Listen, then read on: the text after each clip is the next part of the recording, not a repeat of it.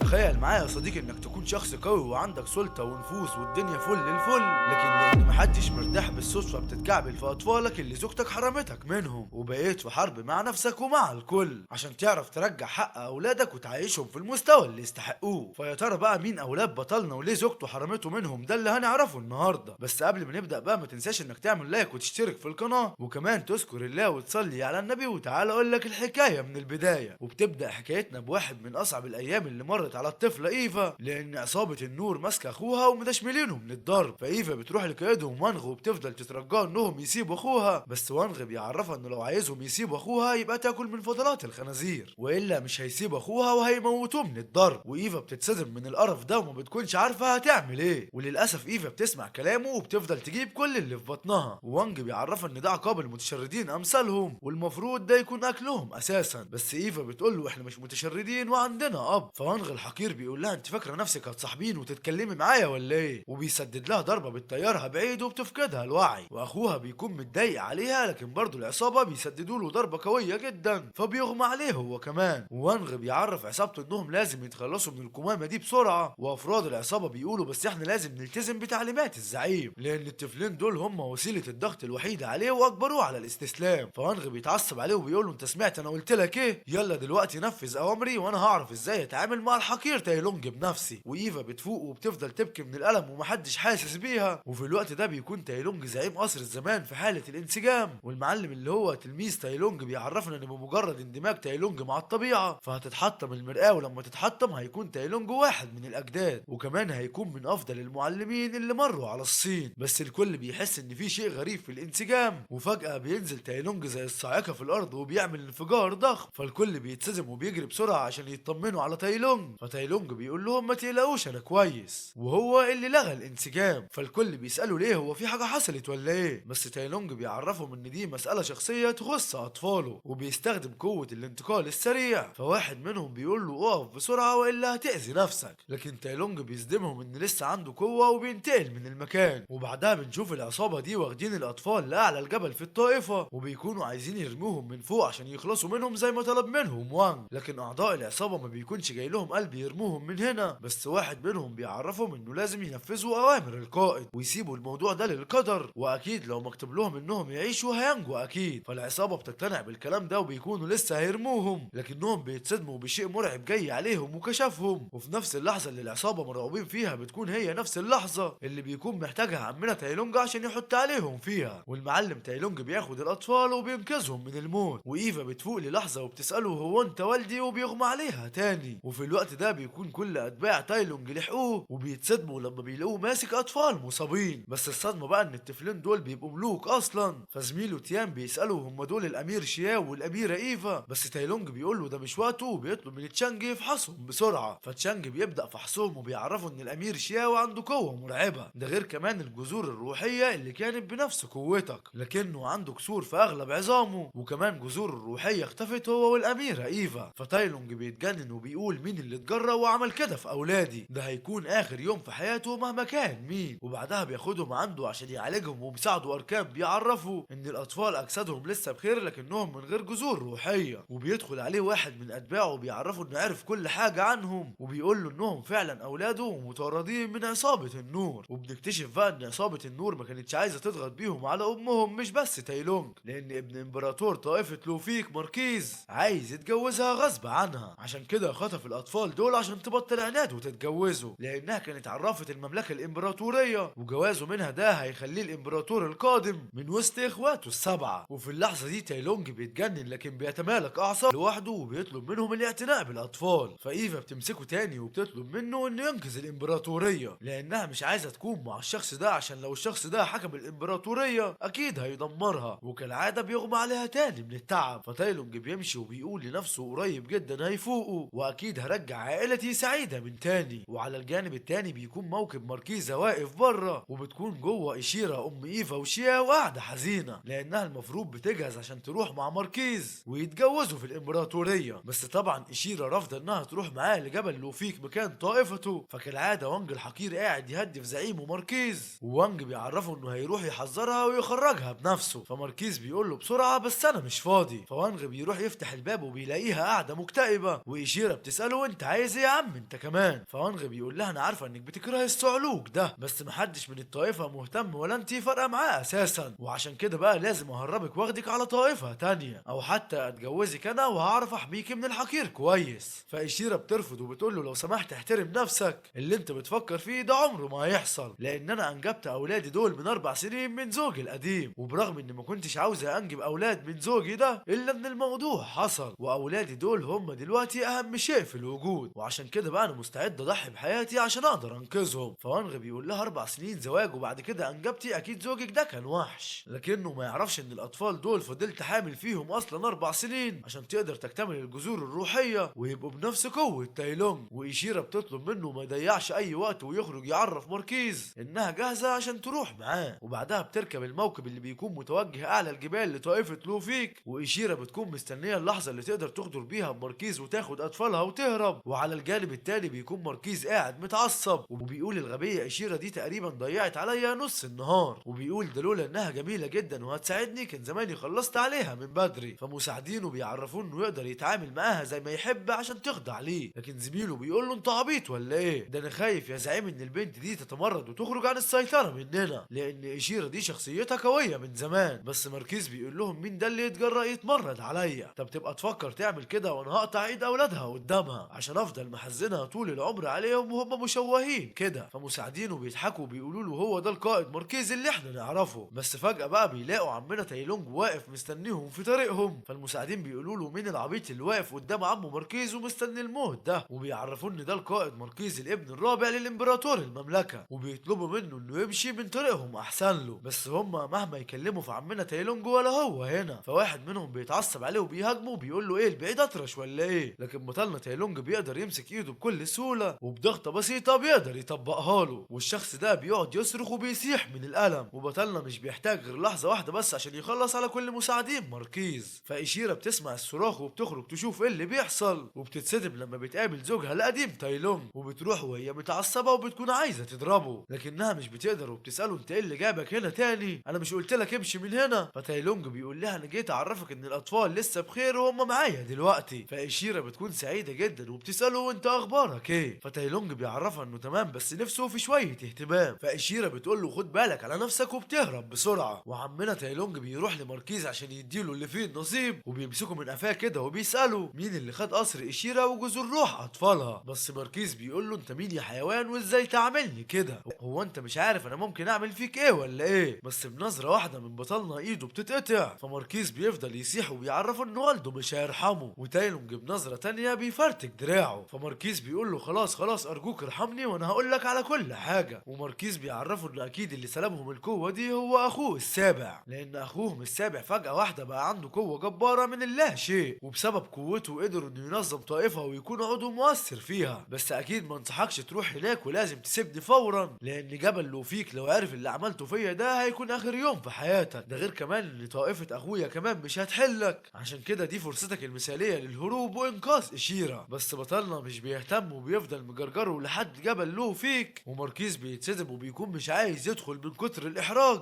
وفي الوقت ده داخل الطائفة اخوات ماركيز بيسألوا عليه وبيقولوا هو فين الغبي ده الطلاب نصف الشياطين دول مش هيتدربوا لوحدهم. فبيرد عليه اخوهم التالت وبيعرفهم انهم راحوا يجيبوا إيشيرا، لكن ده بيعصب اخوهم الاكبر وبيقولوا ده مش وقت تفاهات، يلا روحوا هاتولي الغبي ده حالا دلوقتي. بس فجأة بيلاقي اخوه ماركيز بيترزع في الحيط، والكل بيتصدم وبيبصوا لبطلنا بغضب شديد، وبسرعة الكل بيحاوطوه بيعرفوه انه غبي لانه جه لحد هنا برجليه عشان الطائفة دي فيها 1579 تلميذ، ده غير ال 372 تلميذ شيطاني، وكلهم مستعدين للقضاء عليه عشان يرجعوا شرف الطائفة. بس كل اتباع بطلنا تايلونج بيحضروا في لحظة وشكلها هتبقى مجزرة يا حبيبي، واخوهم الكبير لسه هيسألوا انت مين، لكن بيلاقي بطلنا بيفعل قوة مدمرة بمعنى الكلمة بتدشمل اي حاجة في طريقها. وبعدها بيحضر رئيس الطائفة واقوى معلم فيها بادجي، وبادجي بيسأل مين المجنون اللي اتجرأ يعمل كده وانا موجود. فبيشوف بطلنا وهو بيحط على 3 تلاميذ بنظرة واحدة منه، فبادجي بيفهم ان ده مش شخص عادي، والشخص ده من مستوى الملوك، وبيكون مبهور بيه انه وصل للمستوى ده في سن مبكر جدا. وبادجي بيطلب من تلاميذه الانسحاب ويسيبوا له هو الموضوع ده، فالكل بيكون متحمس انهم يعرفوا قوة معلمهم الحقيقية. وبادجي بيعرف بطلنا انه لو هو من مستوى الملوك فهو بقى يا معلم قرب من المستوى الامبراطوري. وبادجي بيبدأ يستعرض مهاراته قراراته وبيقول له استعد للموت. بس بطلنا بيقول له للاسف انت طلعت غلبان قوي، عشان انا بسخن معاكم لان قوتي الحقيقيه ما ينفعش استخدمها مع تافهين زيكم. وبطلنا بيحرر جزء من قوته واللي بتخطى حتى المستوى الامبراطوري، فالكل ما بيكونش مصدق نفسه، وبادجي بيحاول يهرب من المكان بسرعه، لكن للاسف بيكون الوقت انتهى وبطلنا بينسف كل اللي كان في الطائفه وبيقول لنفسه واضح كده اني سخنت شويه. وبعدها الموضوع بيكبر وبيوصل للامبراطور، وبيعرف ان تايلونج ده شخص لا يقهر لانه قدر ينسف الطائفه كلها لوحده. فالامبراطور بيتعصب لان الجبل ده كان ملك ليه وكان فيه 3 من اولاده، وبيقول ان الحرب لو بدأت هنتضرر كتير، لكن بقى مفيش قدامنا حل تاني نقدر نخلص بيه على تايلونج، فلازم تخلوا كل السكان اللي حوالين جبل لوفيك وتخلوا العبيد وتلاميذ الشياطين في المقدمه عشان يقدروا يروحوا يحاربوا بطلنا تايلونج. بس طبعا لما بيقربوا عليه بيحسوا بهالة بطلنا المرعبه، فكل الشياطين بتخاف وبتكون عايزه تخلع، لكن واحد من الحرس بيفضل يشتم فيهم عشان يهاجموه وبيسحب السكينه وبيهاجم اطفالهم عشان يتحركوا، وبيجي يقتل الطفل لكن عائلته بياخدوا الضرب عنه. فبطلنا بيشوف ده وبيتعصب جدا وبيستخدم قوته وبيقتل كل الحرس الامبراطوري وبيسيب الشخص ده، وبيعرف الشياطين انهم دلوقتي خلاص بقوا احرار ويقدروا يمشوا. فالشياطين ما بتكونش مصدقه نفسها وبتخلع بسرعه من الجبل، وبطلنا بيستخدم دمه السحر وبيعالج اصابه الولد واهله كمان. والولد ده اول لما بيفوق بيشوف الحارس مصاب، فبياخد السكينه من الارض وبيروح ينتقم لعائلته، بس بطلنا بيمنعه وبيعرفه ان الكراهيه والانتقام مش هما الحل، ولازم يكون قوي وقادر ياخد قراراته في لحظات الغضب. والولد ده بيتسزم ان عائلته لسه بخير وبيكون مبسوط جدا لان بطلنا بيخلص على الحراس كلهم قدامه، لان بطلنا بيخلص على الحارس ده قدامهم وبيقول له انا كبير بما فيه الكفايه عشان اقدر اخد قرارات متهوره. وفي الوقت ده بتكون الطائفه خدت خبر بهرب الشياطين وبيبعتوا واحد من اباطره الامبراطوريه كلها واللي بيستدعي سلاحه الروحي عشان يقدر يخلص على بطلنا، وبيقول له ان الطائفه هتعمل المستحيل عشان تتخلص من اي حد يفكر يأذيها، لكن بطلنا بيحس بقوته الاسطوريه فعلى طول هو كمان بيطلع سلاحه الروحي، لان في اللحظه دي البقاء للاقوى، والشخص ده بيستخدم قوته وبيصوب عليه رصاص مدمر، لكن بطلنا مش بس بيقدر انه يصدها، ده بيشقها نصين وكمان بتكمل على الشخص ده وبتشقه نصين، وكمان بتدمر جزء كبير من الجبل. وبعدها بنشوف شخص بيروح يبلغ الجنرال تشانج ان فيه هجوم حصل على جبل لوفي، فشانج بيتعصب جدا ان في حد اقتحم ارضه وبيطلب منه انه يبلغ الكل انهم يستعدوا للمعركه، بس شانج بيكون قاعد يفكر مين مجنون لدرجه الهجوم على جبل لوفيك. وفي الوقت ده بيكون بطلنا هو اللي دمر الجبل بالكامل هو واتباعه، وشانج بيجي وبيتسزم ان الجبل اتدمر. وفي الوقت ده بتحضر كل الطوائف التابعه للامبراطور وبيتجننوا لان جبلهم اتدمر، بس زعماء الطوائف الكبار في السن بيكونوا هادين عشان يعرفوا يدرسوا الموقف كويس، لكن صغار السن بيكونوا متهورين وواحد منهم بيتعصب على بطلنا وبيقول له اكيد انت الدخيل اللي دمر الجبل وبيهجم عليه، بس بطلنا بيمسكه بكل سهوله وبيخنقه. زعماء الطوائف بيتعصبوا عليه وبيطلبوا منه يسيب زميلهم وبيعرفوه ان التهور مش حل فلازم يقعدوا ويدرسوا الموقف الاول، لكن زميلهم بيقول لهم ده مجنون ولازم نعلمه الادب. فشانج بيقول له واحد الله في قلبك ده ملك قصر الزمان. فالشخص العجوز ده لما بيعرف بيجيب ورا، بس بطلنا بيعرفهم انه مش عايز غير الولد ده لان ده يبقى فانج اخو ماركيز. فبطلنا بيساله وديت جذور اولاد الروحيه فين؟ ففانج بكل برود بيقول له تقصد جذور الشيطان الصغير ده مجرد طفل حقير متسول ملهوش اي لازمه، لكن اكتشفت انه عنده قوه ملكيه رفيعه المستوى وهو ما يستاهلهاش. وفانج بيكمل كلامه بكل استهزاء وبيسال بطلنا بقى انت عملت كل ده ودمرت الجبل وقتلت اخواتي عشان الصعلوك الصغير ده، انت عبيط يا اسطى ولا ايه؟ فبطلنا مش بيتفاهم معاه وبيدب ايده في جسمه وبيستخرج جذور الروحيه وسط ذهول الكل، لكن بطلنا بيقول له ايه ده دي مش جذور ابن شياو. ففانج بيساله ازاي انا اللي خططت وسرقت جذور الروحيه، بس كالعاده بطلنا مش بيهتم ليه وبيسيبه لانه مبقاش ليه اي لازمه. فالراجل العجوز ده بيتعصب لان فانج ده كان واحد من تلاميذه، والشخص العجوز ده بيقول لبطلنا انا مش مهتم انت تبقى مين، لكني مش هسمح لك تدمر اراضينا وتتمرد علينا وتروح بخير. فشانج بيتعصب لان القوه دي تعتبر مدمره لانها من مستوى رفيع، بس بطلنا بيصدها ولكنهم حاتفين عليه بومب صيني وبيرد عليه الضربه بضربه اقوى منه، فالكل بيجري يلحق الشخص العجوز ده وبيطمنوا عليه. وفي اللحظه دي الراجل العجوز بيفهم ان بطلنا خصم مش سهل ابدا، بس برضه بيقول له انا ما يهمنيش حتى لو كنت ملك قصر الزمان لان انا مش هرحمك بسبب اللي عملته في تلميذي وتعديك على اراضينا. فشانغ بيقول له استهدى بالله بقى يا عم الغبي انت، وبيعرفوا انهم لازم يلاقوا حل بسرعه عشان ينهوا بيه العداوه دي مش يزودوها يا غبي، لانهم كلهم مواطنين من الصين والصين فيها مشاكل كتير الفتره الفترة دي، وبصراحة ملامحهم مش باين عليها الخوف خالص من بطلنا. فأعضاء الطوائف بيتعصبوا على الجنرال شانغ وبيسألوه لو خايف من ملك قصر الزمان، وبيعرفوه انهم مش خايفين من العداوة لانهم لازم يرجعوا شرف الطائفة. فشانغ بيضحك كده وبيقول لهم بقى انا خايف، لكنه بيضحك عليهم وبيغفلهم وبيخلص عليهم، وبيعرف بطلنا ان حياة الاشخاص دول هو المسؤول عنهم، وهو عمل كده عشان لو كان اتأخر شوية كان زمانهم طلبوا الدعم. ففرانك مساعد تايلونج بيسأله انت احول يا اسطى ولا ايه؟ ما ديك شايف اننا كنا سايبينهم يمشوا قدامك، وبعدين ياض يا قصير انت انا حاسس ان انا شفتك قبل كده. فشانغ بيقول له مش وقته الكلام الاهبل ده، لان دلوقتي انتوا في مشكلة كبيرة جدا، عشان بعد سقوط كبار الطوائف وجبل لو فيك ففي عشرات الطوائف والكسور كلها تعارض قصر الزمان. وبيسأل تايلونج لو مبسوط دلوقتي عشان هو مش هيقدر يتعامل معاهم، وبيكمل كلامه وبيعرفه ان المرة دي هيساعده، لكنه لازم يعرف انه كده بقى عنده واحدة ولازم يرد ليه الجميل. ففرانك بيتعصب عليه وبيقول له لا ده انت هبت منك على الاخر، انت ازاي تتكلم مع المعلم بالشكل ده؟ بس عمنا تايلونج بيطلب منه يسكت، وبيعرف شانج انه ولا هو ولا قصر الزمان بيخافوا من حد، واللي عايز يجي يجي يا مرحب بيهم في الجحيم. فشانج بيبتسم كده وبيعرفه انه كان متوقع ردة فعل زي دي، وبيقول له احنا لينا قعدة تانية يا مجنون. ففرانك بيتعصب عليه وبيقول له انت المجنون يا ابن بس تايلونج بيتعصب عليه وبيقول له احنا يا اسطى متربيين بنقتل بس لكن ما بنشتمش. وبعدها بنشوف اشيرا وهي ماشيه ومعاها ايفا وشياو، والاتنين بيعرفوها انهم حسوا انهم شافوا والدهم، بس اشيرا بتقول لهم مفيش الكلام ده، والدكم مات من زمان. فايفا بتسالها ازاي يعني، امال مين اللي واقف هناك ده؟ فاشيرا بتتفاجئ لما بتشوف بطلنا مستنيها قدام البيت، لكن اشيرا بتقول لهم ده مش والدكم اصلا. فايفا بتبص لها بنظره كلها حزن كده وبتسالها ازاي انت مش قلتي، بس اشيرا بتتعصب عليها ومش بتخليها تكمل كلامها، وبتقول لها قلت لك ده مش ابوكي ويلا خدي اخوكي وارجعي للبيت. فايفا بتروح للبيت هي واخوها، لكنها بتبص لتايلونج بنظره كلها حزن وبتحاول تكتم دموعها. واول لما بيدخلوا اشيرا بتقول لتايلونج ريح نفسك لان دول مش اولادك اساسا، عشان عمر ايفا وشياو 5 سنين بس. لكن بتضحك عليه وبتقول عليهم اسماء غير ايفا وشياو، وبتقول له ان احنا بقالنا 10 سنين منفصلين فمستحيل دول يكونوا اولادك، فشكرا ليك على انقاذهم، بس ما توقعش بقى ان ليك جمايل عليا. وإشيرا بتسيبه وبتمشي بدم بارد، لكنها اول لما بتدخل المنزل بيبان عليها الحزن اللي كانت بتحاول تداريه. فايفا وشياو بيلاحظوا ده وبيسالوها مالك، وإشيرا بتاخدهم بالحضن وبتعرفهم انها بخير، وبتعتذر ليهم على كل اللي هم شافوه معاها لانهم اتعرضوا لخطر كبير واتمرمطوا من صغرهم معاها. بس ايفا بتقول لها ولا يهمك يا امي، اهم حاجه اننا كلنا بخير ومع بعض، لكن معقوله الشخص ده مش والدي؟ فإشيرا بتقول لها لا ده راجل نصاب. فشياو بيتعصب وبيقول لها ولا تخافي يا امي، وبيقول لها انا هنضم لطائفه شيمو برغم سني عشان اكون اقوى واقدر احميكي انت واختي ايفا. وفي الوقت ده بيكون بطلنا تايلونج واقف ومتضايق، فبيجي مساعده اركان وبيعرفوا ان العبيد الشياطين اللي حررتهم عندهم استعداد تام يكونوا عبيد ليك ويدافعوا عن قصر الزمان. بس تايلونج بيقول له هو متضايق؟ طب كويس يا معلم. فاركان بيفهم وبيسال بطلنا انت متضايق ليه؟ دول فعلا مش اطفالك، لان إشيرا بتقول ان عمرهم 5 سنين بس. لكن تايلونج بيعرفوا ان في لحظه اندماجه مع الكون فالمرآة كشفت عن الطفلين دول مش بس عشان هم في خطر، وبيقول انا حاسس انهم اولادي لانه كنت حاسس احساس غريب جدا معاهم. لكن بيقطع بقى كلامهم تشانج اللي بيعرفهم ان الامبراطوريه كلها عرفت وفي 3 طوائف بتحاول تقرب منهم وبتهجم عليهم، بس كالعاده بطلنا بيطلب منه ما يشغلش باله كتير بالموضوع ده. ففانج بيكون سامع ومصدوم من برود تايلونج، وبيقول ان المعلم بقى في حاجه غريبه من ساعه ما شاف الطفلين دول. فاركان بيقول له ما هو لو البعيد بيحس او عنده دم هيفهم حاله المعلم، ولو انا مش معرف المعلم فاكيد اللي شاغل تفكيره دلوقتي هو انه يلاقي جذور ابن الروحيه. وفعلا بطلنا بيكون عمال يفكر في كده، لكنه بيعرف تشانج ان مش بس دول اللي جايين، لان الامبراطوريه مش بالسذاجه دي واكيد بيحضروا لحاجه كبيره جدا، وعشان كده بقى لازم نتعامل بحذر وناخد بالنا كويس. ده غير كمان اني عايز افضل في الطائفه دي شويه قبل ما ارجع لقصر الزمان، لان انا مش هرتاح الا لما ارجع جذور ابن الروحيه، وبعدها بقى هبقى ارجع واندمج مع الكون تاني، لكن ده مش وقته. فالكل بيقولوا له اوامرك يا معلم، وكل واحد بيروح عشان يشوف شغله. وبطلنا بيبص في دراعه وبيقول لسه معايا شويه وقت. وبعدها بنشوف ايفا والشياو ماشيين في مكان مزدحم جدا، بس ايفا بتتسذب وبتقول للشياو الحق والدنا اهو. فالشياو بيقول لها انت نسيتي ولا ايه؟ امي قالت ان هو نصاب، يلا نمشي بسرعه. وبنعرف انهم رايحين ينضموا للزحمه دي لان دي مراسم قبول تلاميذ جداد لطائفه شيمو، وبيبدا المعلم يعرفهم ان الطائفه دي مش بتقبل الضعفاء، وعشان كده بقى لازم يمروا باختبارات عشان يثبتوا انهم يستحقوا الانضمام ليهم. واول اختبار هو حمل حقيبه عملاقه مليانه بالصخور والصعود بيها بيها لأعلى الجبل. فعلى طول الكل بياخد حقيبته وبيبدأ يحاول يثبت ان هو الافضل، بس مش بيعدي وقت كبير وايفا مش بتقدر تكمل وبتطلب من اخوها انه يستسلم لانها مش قادرة تكمل. لكن شياو بيقول لها ارجوكي حاولي ترجعي البيت لاني لازم انجح. وفي الوقت ده بيكون في اعضاء من طائفة البرق بيتفرجوا وبيتنمروا على طائفة شيمو من سهولة الاختبار، لان الاختبار ده فيه اطفال. بس واحد منهم بيلاحظ وجود عمنا تايلونج وبيقول لزميله مش ده تايلونج اللي مشي من 10 سنين. فزميله بيعرفوا انهم لازم يبلغوا معلمهم لان هو مطلوب دلوقتي، وبيستخدموا قوتهم عشان يروحوا بسرعة لطائفتهم. وفي الوقت ده عمنا تايلونج بيروح يتكلم مع ايفا، وايفا لما بتشوفه بتتوتر وبتسأله عامل ايه يا عم بابا. فتايلونج بيبتسم وبيقول لها ايه رأيك تيجي معايا نتابع اخوكي هيعمل ايه. وعلى الجانب التاني بيكون اغلب المشتركين جابوا اخرهم لانهم بيموتوا، والمفروض لما يطلعوا الجبل ده هيبدأ الاختبار التاني. فواحد منهم بيحاول يشغل دماغه لما بيسمع كده وبيخفف كمية الاحجار عشان يوفر طاقته، لكن مش بيكمل لحظة والمشرف بيكتشف ده وبيستبعده من الاختبار. فالشخص ده بيحاول يتحايل عليه عشان يرجع، بس المشرف بيرزعه رجلي بينزله قدام شياو وبيعرف الكل ان اللي عايز يغش اكرم له ان احسن ينزل من على الجبل لوحده. فشياو بيشوف كده وبيحاول يطلع اسرع للجبل، لكن سرعان ما قوته بتخلص وبيقع على الارض من التعب. وكل ده وتايلونج والكل بيراقبوه من بعيد وقلقانين عليه. ففرانك بيساله انت ليه مش عايز تساعده، ده لسه طفل صغير وكمان مش معاه قوته الروحيه. بس تايلونج بيقول له لما ادعمه من بعيد من غير مساعده تبقى دي هي احسن مساعده ليه. لكن بطلنا بيكون باعت له اركان عشان يستفزه. فاركان بيساله ايه ناوي تستسلم ولا ايه. فشياو بيقول له لا طبعا، حتى لو مش هقدر اكمل وحتى لو الحجر ده هيموتني من التعب لازم اوصل للقمه، عشان انا وعدت امي واختي ان هقدر احميهم. وشياو بيتشجع وبيقوم بيكمل طريقه لحد ما بيوصل للقمه، لكنه خلاص بيكون جاب اخره وبيغمى عليه. وفي اللحظه دي اركان بيتدخل وبيحاول يجدد قوته، والكل بيكون مستغرب ان في طفل قدر ينجح في الاختبار ده، بس بيكونوا عارفين انه خلص قوته واكيد هيفشل في الاختبار الجاي. والمشرفين بيكونوا عاوزين يستبعدوه من المراسم، لكن في اللحظه دي بيتدخل تايلونج وهو متعصب وبيبص بس للمشرفين اللي بيكونوا هيعملوها على نفسهم، لانه بمجرد نظره قلبهم نبضاته زادت لحد الانفجار. بس شياو بيعرفهم انه بخير وقادر يكمل عادي. فالمشرفين بيقولوا له خلاص روح انضم لزمايلك، وبعدها بيهنوهم على اجتيازهم الاختبار الاول وبيعرفوهم ان الاختبار الاول ده كان للقوه البدنيه، لكن الاختبار الثاني بقى للقوه العقليه، والمفروض انهم يدخلوا ويخرجوا منه بدون اي اضطرابات عقليه. فالمراسم بتبدا والكل بيجري على الكهف، وتايلونج بياخد شياو عشان يدخلوا هم كمان. بس المشرفين بيوقفوه بيعرفوا زعيمهم ان ده الشخص اللي قالوا له عليه، وزعيمهم بيكون الحقير وانغ اللي بيتعصب اول لما بيشوفه هو وشياو، وبيكون مستغرب ازاي هو وشياو لسه عايشين، وبيفضل يلوم على بطلنا انه سبب عقدة إشيرة من الرجالة. فايفا بتعرف اركان ان ده هو اللي ضربهم وخطف امهم، وكمان بتحكي له كل اللي حصل. وطبعا الكلام ده ما بيعجبش عمنا تايلونج، فبيغمس كده الاركان واركان بيفهم وبيقعد يلهي ايفا. وتايلونج بيقول لشياو روح يلا قبل ما تخسر. وفي اللحظة دي بينقذ فرانكو وبيخفيهم من المكان. فشياو بيستغرب وبيقول هما الكل راحوا فين، بس مش بيهتم وبيركز في مراسم الطائفة. وفي الوقت ده بيكون عمنا تايلونج نفذ خطته وبعدهم عن نظر اولاده. وانغ بيقول لتايلونج دلوقتي انا فهمت انت عايزه يمشي على خطاه، طب يا عم ما تقلقش انا ههتم بيه ومش هخلي حقير زيك يربيه، وكمان لما تموت ههتم بيه واوعدك انه هياخد ورثك من غير اي عمولة عشان انت جبته في الوقت المناسب، عشان احنا دلوقتي عايزين عمال تنظف فضلات الحيوانات بتاعتنا. فتايلونج بيقول له وانا دلوقتي اتاكدت انك انت اللي اثرت الاطفال دول. فوانغ بكل برود بيقول له وانت هتعمل لي ايه يعني. فبطلنا بيرزعه قلم بيطبق له بيه وشه حرفيا. فوانغ بيصرخ وبيطلب من المشرف التاني مساعدته، لكن بطلنا بيمسكه يفرتكه قدامه وبيقول له للاسف وفاة مشرف عام في ظروف غامضة. وبعدها الخبر بيوصل للامبراطورية، والامبراطور بيكون متعصب جدا ومش عارف يعمل ايه، لان الكوارث اللي عمالة تحصل دي هتوديهم في داهية، ولو ما تصرفوش بسرعة فنص موارد الامبراطورية هتروح عشان كل الخسائر اللي حصلت بسببهم دي. ولو الامبراطور ما تصرفش مع ملك قصر الزمان اللي هو بطلنا يعني، فكل الطوائف هترمي اللوم على ضعف الامبراطورية. فكل الوزراء بيقترحوا عليه انهم يعملوا تعاون بين الطوائف المجاورة او انهم يعملوا تعاون مع دول تانية، والكل بيكون متفق مع الرأي ده لان هي دي احسن طريقة عشان الجيل الجديد اكيد هيقدر يتصدى ليه. وبرغم ان الكل بيكون خايف على اولاده من الموت، لكن هو ده القرار اللي الكل بيتفقوا عليه. وواحد منهم بيعرف الامبراطور ان في شخص اسمه وانغ، وده شخص الكل بيحلف بقوته، والغلابة ما يعرفوش انه مات من ضربة واحدة. فبيسأل الامبراطور بقى ايه رأيك لو نوفر ليه كل الموارد القوة الروحية عشان يقدر يجاري قوة ملك قصر الزمان.